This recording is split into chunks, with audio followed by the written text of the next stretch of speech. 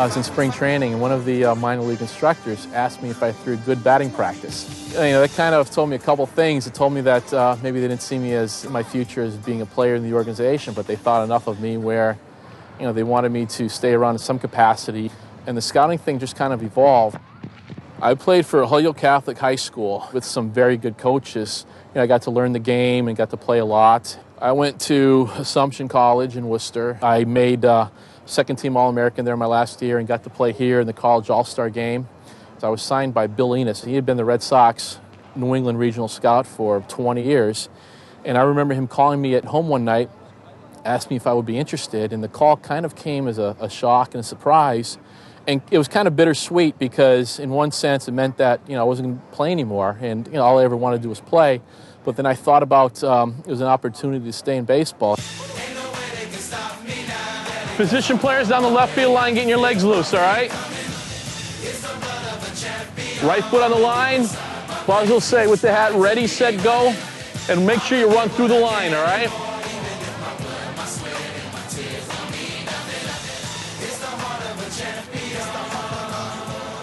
Nobody slips through the cracks. There's a couple different ways you find out about players.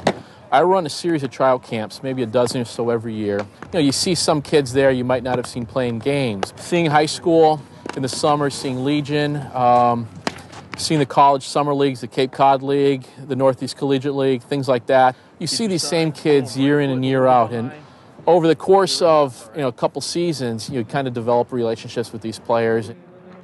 That's it. Atta boy. You put together what's called a follow list. Those are the players I know I'm going to see. Over the course of the season, I'll see some other names that are players that maybe I either knew about or hadn't seen in the past. It's interesting because at the end of the spring, I like to look at my draft list. And typically, 3/4 of those players are names that I had already seen and were players that I targeted. But another quarter of those might be, you know, names that I knew of, but, you know, I hadn't seen, I saw over the course of that spring.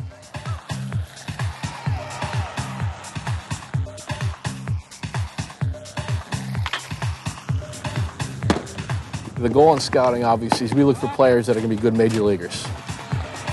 Specifically, we look for, we call tools. You know, the 5 tools that everybody hears about: hitting with power, running, fielding, and throwing. There are ways to isolate those when you have a tryout camp. You know, we'll have players run the 60. Right away, you can tell if they can run or they can't, because that's a non-variable. You have them throw. You can tell if they have arm strength or not. Atta boy. I can tell whether somebody has a chance to hit or not. Because you can't hit me in batting practice, you can't hit. But that's one way of looking at the tools. But, you know, 99% of what we do is just seeing games. And you watch infield practice, see what kind of actions they have in the field, see how they throw.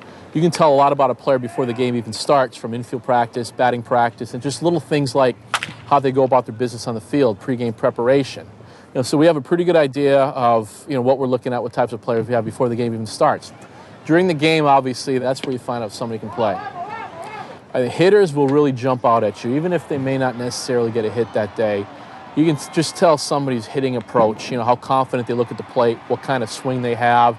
You can tell if they have pitch recognition. You can tell how their hands work, if they have a chance to hit in the future. And same thing for pitchers. You know, you can see what kind of mound presence they have. And that's something that's difficult to describe, but you know when you see it. You know, pitchers, obviously, the radar gun's a big thing. You know, you tell what kind of arm strength they have. We're looking at what we think these players will be 5 years down the road. Oh, boy. One more. Scouting, I think, is an interesting profession because anybody can do it. Anybody that has a rudimentary knowledge of baseball. Hit him. Anybody can do it, but you just can't do it well. Oh, I got him. He tried to cheat, but I got him. When I started, a majority of the scouts had played professional baseball, and I think that experience is invaluable. I'm not saying that you had to have played professional baseball to be a good scout, but I think it helps because you see exactly what a professional player needs to be able to do because you experienced it. A lot of times you can compare these players to players you played with in the minor league. A lot of times you walk into a ballpark, and a lot of times they're no-brainers. I remember going to see Carl Pavano, who we signed. He just simply dominated every game he ever played and struck everybody out. Brad Baker's a good example. If he didn't strike out 20, there was something wrong that day because he struck everybody out. A big part of what I do, people will never find out about. You know, signing the big leaguers, you know, that's fun and all. That's my job. My job is to sign major league players. But I take most joy or personal satisfaction into helping kids that nobody will ever hear about. I was at a game, boy, this is probably 7, 8 years ago. I was at an Eastern League game. There was somebody sitting in front of me, and I remember my wife was with me at the game, and this kid said, I can throw 90 miles an hour. And I just listened to him for a couple innings.